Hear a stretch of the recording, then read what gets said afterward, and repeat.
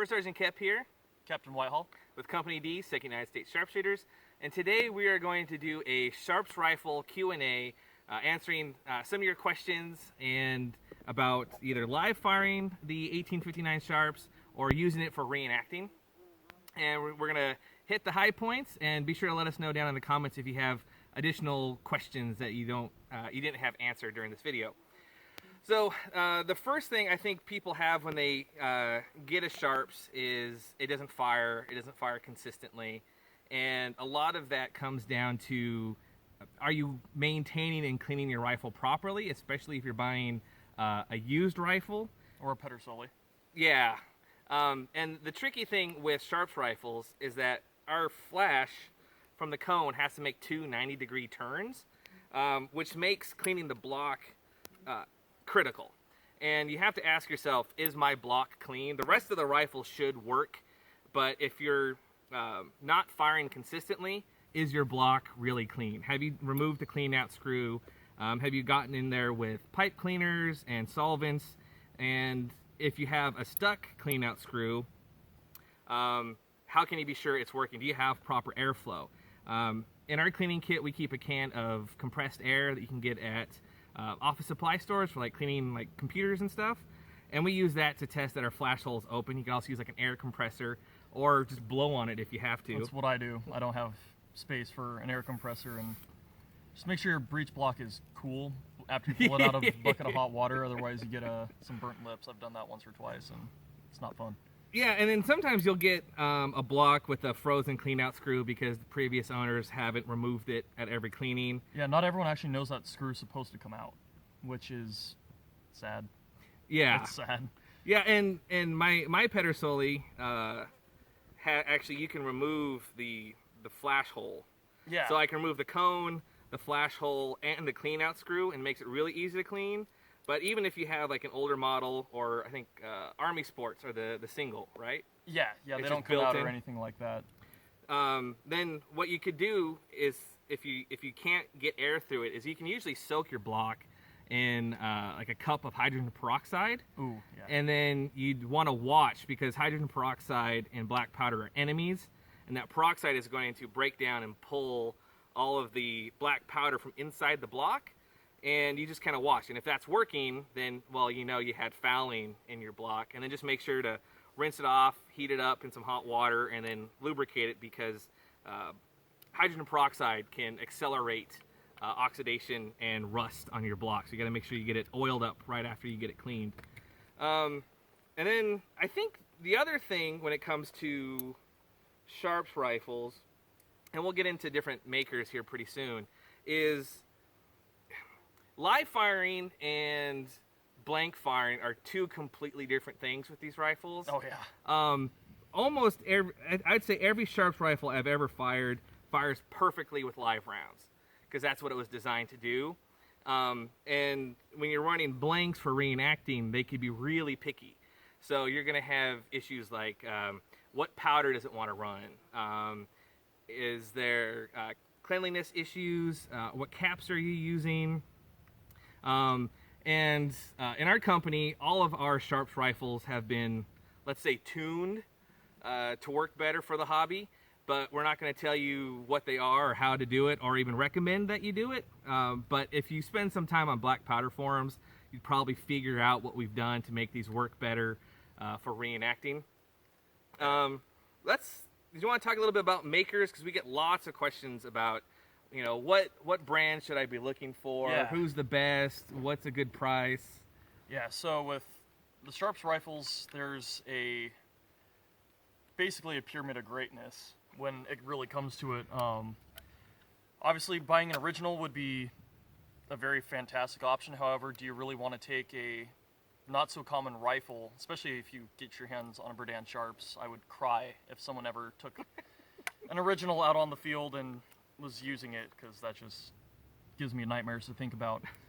But in the order of the best reproductions to the least best is one that's actually currently out of production. It was made by Palmetto Arms under Garrett Arms, and those were actually made off original templates, original rifles, everything like that. It even had the Lawrence pellet primer system in the lock plate that was functional. Oh, I didn't know that. Yeah, that they is rad. are really nice rifles. I've held a carbine and a rifle of those, and they are absolutely fantastic. And then you hold one of the Italian reproductions, and you're just, this is too clunky. It's too boxy. You know, the originals had rounded everything on it.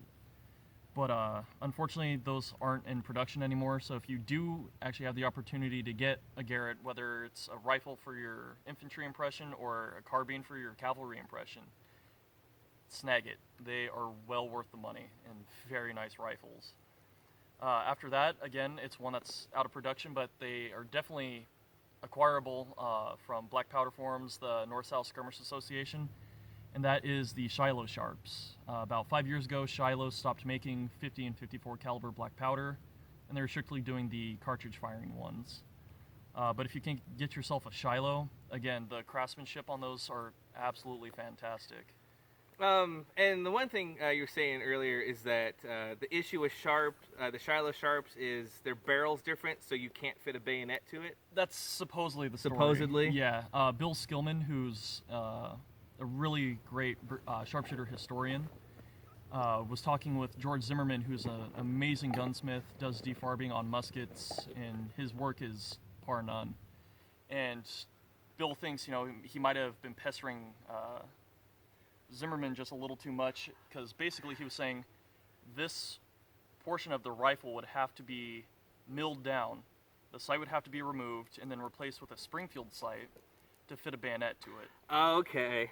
Which, you know, all you have to do is just open up the sight channel of the bayonet, really, for it. If this has a taper to it, it's probably minimal to the eye, but, you know, he just might have been a little too annoyed and just was trying to get Bill out of his tent.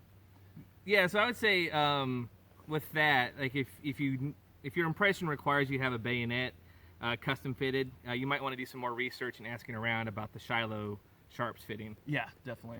And then after Shiloh? After Shiloh is these guys right here that First Sergeant Kep and I have, which is Pedersoli.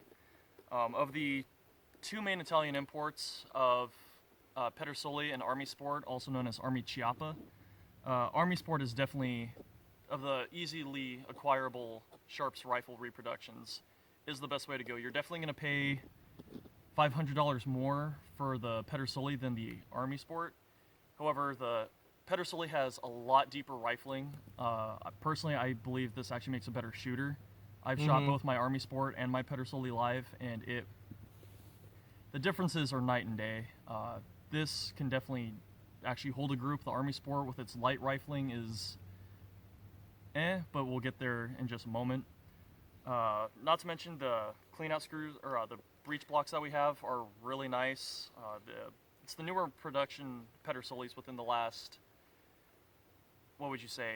5-7 years? Yeah, thereabouts. Have that really nice flash channel in the front of the breech block that comes out. They have amazing just craftsmanship. The wood to metal fit is absolutely perfect. Well, I think the other notable thing about Pedersoli is they have a tradition of actually working with and listening to shooters. Yes. And that's really reflected in the functionality of their firearms, whereas like other companies are just like, well, here's a reproduction. Yeah, and they kind of just don't care. Yeah. Yeah, and the metallurgy too with the Pedersoli is a lot better. I've never seen a Pedersoli, or PED as we like to call it, lock internals ever snap or break or chip. However, kind of the lower we go with the two remaining productions that we have, it definitely goes down from there. Which, from Pedersoli, there's Army Sport. You know, I have two Army Sport rifles. I love them. You know, not as much as my PED, but I don't tell them that. And majority of our company actually do have Army Sports, and they're great rifles. They do what we need.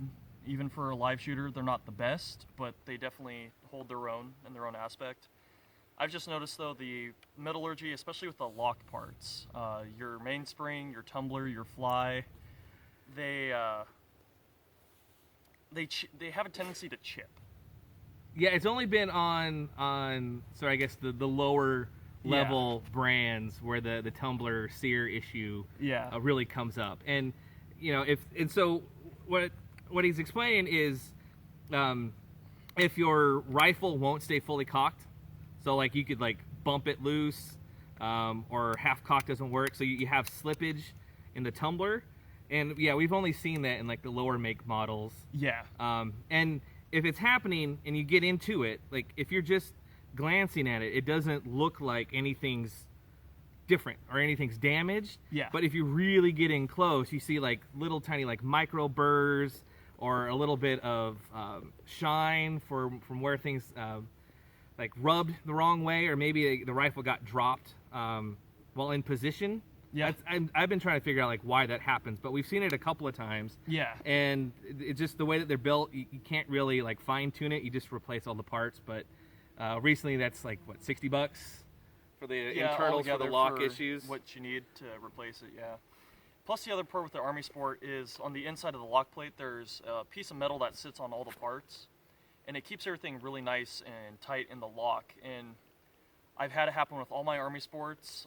We have 2 other members in our company that have Army Sports, and the screws that hold that, it's called the bridle. And after every battle, we pop those lock plates off and tighten those screws down, because just the vibrations of firing, walking, even just driving to events, it just slowly turns them loose. And with Pedersolis, we've never had that issue.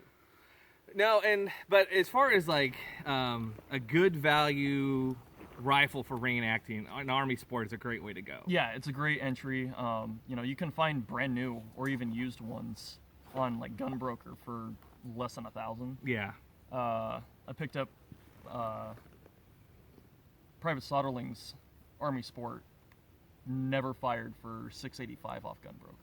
Yeah, and a Pedersoli is going to be $950 up generally. Yeah, generally. You can get those screaming deals. No one's watching a bid or something like that, but generally $950 to $1,500 brand new. Yeah. For the Berdan model, it's $17, roughly around that, just depending where you go. Yeah. And then the last manufacturer on our list is IAB, also known as SILE, or SILE. It says New York on it, and that is also a Italian maker. However, I don't remember what IAB stands for the Italian manufacturer name. However, anyone who knows anything about a Sharps, IAB stands for It's Always Broken, because that is the truest fact ever with those rifles. None of us in our company have one of those. We've been offered those, and usually we're like, yeah, I'll see if I have the funds together. I'll let you know next week. If it's the absolute last option you have to get, even then, maybe. Yeah, and we'd never pay much for it. I think that usually insults people. It's like, oh, it's a Sharps. I'll take $800 for it. It's like, no, it's an IAB. I'll give you like $350. And even then, I would be cringing with $350. The 2 IABs that I've seen and handled personally are trash. I mean, they really are. The wood is horrendous. Especially with rifle stocks, you want complete grain. You don't want end grain anywhere on your rifle stock. And IABs are completely loaded with it. The bluing is bad. Yeah, it's not very nicely. Yeah, they get in the white pretty quick. Yeah, and the lock internals are just... Oh yeah, and I've had a tinker on some, and even like IAB, factory replacement parts. There's so much custom fitting. Like they're not very interchangeable, and some of the weirdest inconsistencies. I worked on one, and part of the trigger problem was that the stock was cut improperly, and so like the sear was hitting the stock on the inside, and it's like, come on. Oh my god, that is ridiculous. But yeah, I mean, if you got a gimme IAB, like in all these rifles you can make run. Yeah. But the biggest thing is there's so much about Sharps rifles, especially when you get into reenacting, that's counterintuitive to most standard rifle care philosophy. Yeah. And yeah, so like each dunking one, all your rifle parts in water that are internal. Rust? Yeah. Well, and yeah, each one's going to want to shoot differently, be treated differently. One of the big things that stands out in our company, it's kind of common knowledge, like petroleum-based lubes and black powder don't mix. No. My rifle loves super lube. It's synthetic, Yep. runs it all day long. We have 3 or 4 rifles that will only run and will run flawlessly, 100+ rounds with grease. All of my rifle, and here's the funny thing is, these are the same manufacturer. In fact, Yeah. our serial numbers are 4,000 apart. Yeah. 4,000 rifles apart. That's also carbines, whatever Yeah. Pedersen's made after his was made. And yeah, mine runs grease just fine, and yours only runs rat tails, Yeah. preferably. Mhm. Preferably. This can shoot the flat base all day. However, I throw a rat tail in there, I'm popping caps. These rifles have their own little idiosyncrasies and their own personalities. Normally I cringe when people give their rifles names, but honestly, for us, they have a personality. They deserve a name, and it's just funny like that. Yeah, well, yeah, and ammo is different. Yeah. Like Skipper was saying. So, like, mine doesn't like flat base. It will shoot it, but it's really inconsistent. And I would say sort of like the problem to look for it is, like, with mine, it either won't burn it or it'll throw it so far up the chamber that it won't light. And then through trial and error, I came to rat tails. And so we have this mix in our company of what ammo which rifle will shoot. Yeah. And then I would say the other thing that comes up with Sharps rifle users, when they say like, the rifle isn't working, it comes down to caps. Oh God, yes. And I can honestly say, if you're rocking one of these, stay away from the CCI Reenactor caps. I think pretty much everyone, no matter Sharps or your standard muzzleloader, has figured out to stay away from those. Yeah, Springfields and general muzzleloaders, they'll tolerate the Reenactor caps far better than this. But even then, that's a stretch. Yeah, they're just not hot enough. They're not reliable enough. I've had them work on mine, but it's the same philosophy as a broken clock. Yeah. And so it's pretty much exclusively RWS German caps. Yeah, the brass forewing. Yeah. Yeah. I mean, the first caps I ever used, getting into reenacting, was the 6-wing CCIs, because those things were hot. Those things could boil water.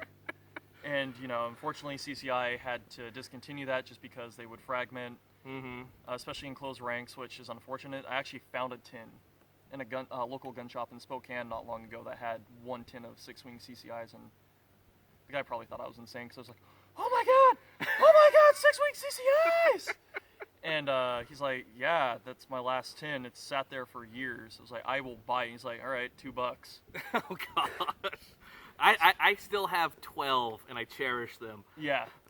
Yeah, they were the other most reliable caps, but the German ones are really doing wonders now. Yeah. They're really consistent. They work great for the Sharps. And then that also comes down to powder. Yep. And of course, depending on your reenacting organization, check your safety regulations. In our organization, it's strictly black powder. GoX, shoots in Yeah. Swiss, stuff like that. Like Groff and Sons, or is that another? I don't know. I've always run strictly GoX. Yeah. That's just me. That's all I could get here in town. But depending on where you're reenacting, they might accept powder substitutes. So be sure as you're making your rounds, you read and follow your organization's reloading requirements. Yeah. But I've never had any luck running blanks with substitutes in this. And then even when we're running black powder, we run 3F because these rifles really need the finer grains. Yeah. It makes it easier to combust. Because these are designed to have something in the chamber, and if you just have free flowing powder, you need something that's going to really take a spark and pop off. And I've shot live fire with Pyrodex pretty reliably, but blank firing it's just a waste of time even making those rounds. Oh yeah. And it kind of sucks for a lot of people out there because true black powder like GoX is really hard to find. Yeah. And so I guess if you're new in the hobby, or you don't buy a lot of powder, like when the opportunity comes in for a bulk buy, Jump on it. buy 2 or 3 years worth. Yeah. Because you don't know when you need it if it's going to be available. You may have to like drive to a different state or buy online and pay the hazmat fee. Yep. Because the storage requirements for it for gun shops is such a pain that many of them don't even bother with it. Yeah, there's only one store in Spokane that has black powder, and they have the monopoly. Well, it's a chain. There's 2 stores, and they can charge whatever they want. I think powder right now is like $25 a pound. Yeah. Something like that.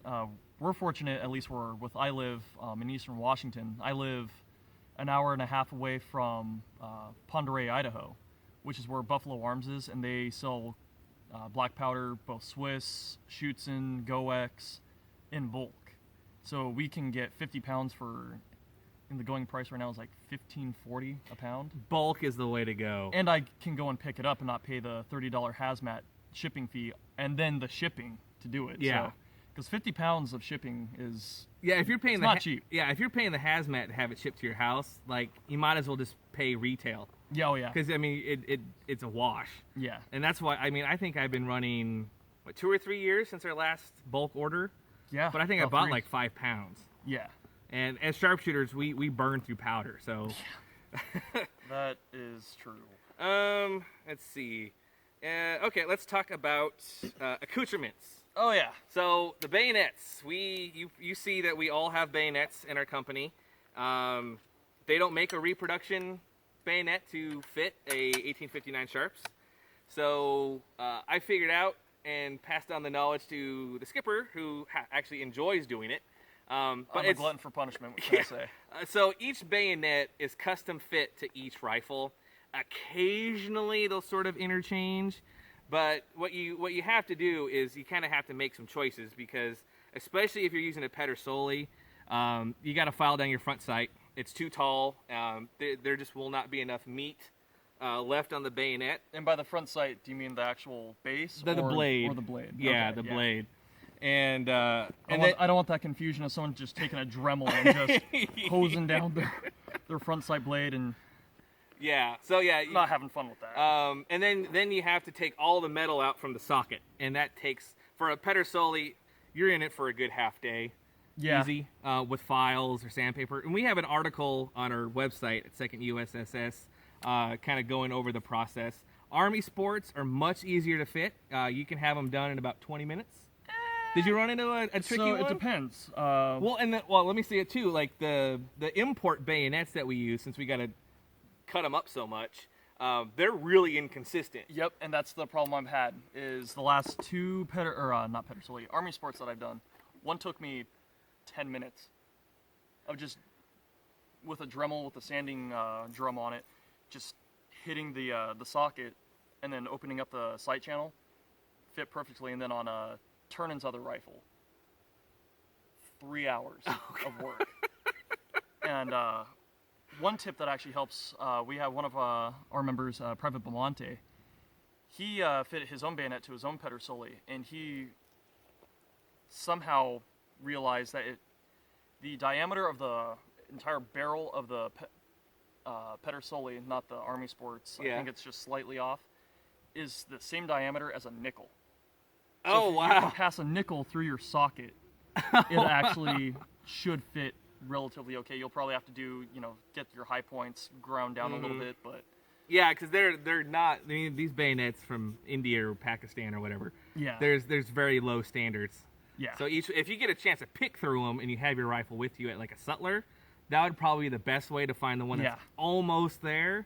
Because, there's some where you just got to remove a ton of material. Yeah. And you got to do it evenly, and that's why it takes so much time. Yep. And the only bayonets that really work for these is the 1861 or 1855 Springfields. Enfields, no, because the whole profile is different, and the 1842 Springfields are way different because they have a bayonet lug, like a little post right here on the bottom. So that's just not going to work and give you all a fit of troubles trying to figure it out. And the socket won't fit. It'll just bounce around and rattle because it's a 69 caliber musket. So that bayonet socket's going to be a little bit bigger than Sharps. And then another common question we get is straps. Yeah. Slings. Yeah. What color are they supposed to be? Where do you get them? Yeah, so We go to Dell's Leatherworks. He's the only person that really produces Sharp's rifle. They're called rifle straps, if you want to use the period terminology. If you want to use today's terms, a sling.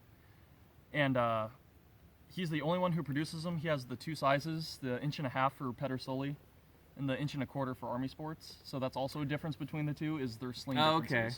Personally, I like the wider slings. They, even ever since I've been growing up hunting with my grandpa, we've always had wide slings, and I always wondered why, until one time I had a very thin sling, I swear about that big. Carrying it for 5 miles, it felt like I had a saw blade just going through my shoulder. So these slightly wider straps, 1.5 inch compared to 1.25 inches, so just that 1/4 inch, really does make a difference.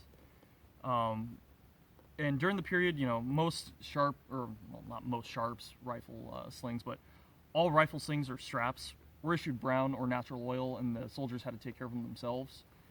Dell gives his in black, which wouldn't be too out of the question. I mean, Yeah.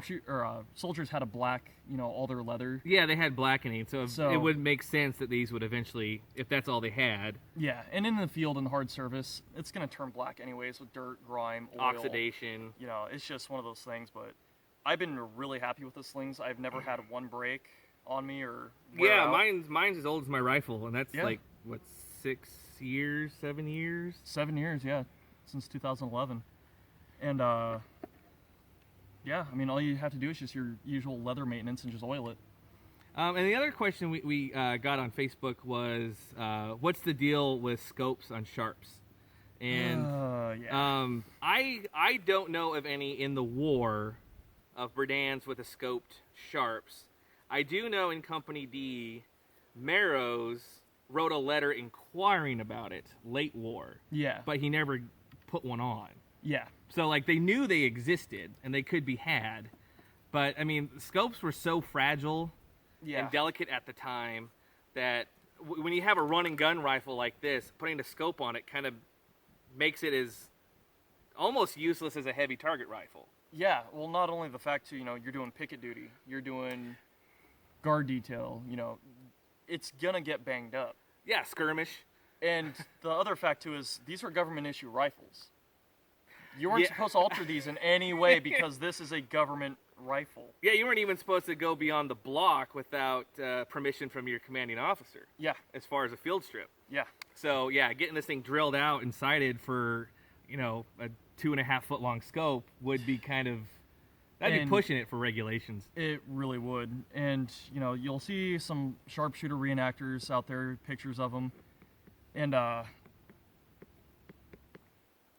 they'll have this long brass scope or one of the Hilux scopes on it. Please, for my sanity and my computer screen safety, do not get a scope on your Sharps rifle. If you're doing a sharpshooter impression, get a target rifle, go that route. Yeah, and as always, like, if you have documented proof of someone from one of the 2 regiments who had a scoped Sharps, by all means, let us know in the comments. Yeah. I mean, but as far as all of our research and seeing originals and all the books that we've read, we don't know of any actual scoped Sharps rifles during the war. You see them, in the Buffalo era. Yeah, after the war. There's a double set trigger Berdan Sharps that was in Gettysburg for a while at one of the antique shops, and it had a scope on it. Oh, that threw everyone for a loop, I bet. But the dead giveaway was they were an 1875 manufacture. Sights, base, and the maker. Did it have a cartridge conversion too? No. It was a true 52 caliber Wow. black powder. Nice. Linden cartridge firing, but the scope on it and all that, and everyone thought, like, oh, this is proof that the sharpshooters had scopes on their rifles. Until a firearms guru went in there, saw it, and he's just like, yeah, this maker right here on the side of the scope didn't start making scopes until about 1873. And these sight bases were starting to be made in 1875. Yeah. I mean, it seems cool, like it's going to look cool, but if you're drilling with it, you're doing any skirmish, that dead weight is going to be such a pain. It's going to be hard to, right shoulder shift and support arms with it. So, yeah, I mean, it's more costume than I think historically accurate. And even if one did exist, like, I mean, just because something weird happened doesn't mean you need to give the impression that this was a common thing. Yeah. And especially with a specialty unit, like we're really vigilant about making sure we don't do all the weird stuff. Yeah. And let's see what else. Defarbing. So Yeah. for the hardcore campaigners out there, there's lots of people who will defarb 1861 Yep. or an infield, but there's not many options for sharps. There is a guy you know of. Yeah. And then there's some differences about the refinishing. Yeah, so the only place that I've found that is willing to defarb a sharps is Lodgewood Manufacturing. And like basically, Minnesota? Wisconsin. And what they do is they completely strip the finish off your sharps rifle, whether it's a Pedersoli, Army Sport, IAB, if you're someone fortunate to have one. I'm sorry if you have one and you love it. I don't like them. They recontour the stock, so they actually make this, because on original sharps, this is almost a complete drop on the comb of the stock, and it comes to about here, as I'm pointing to the back of it. They round everything out to the true specs, even up on the front fore end of the rifle. They then stain the stock to a darker color. Mm-hmm.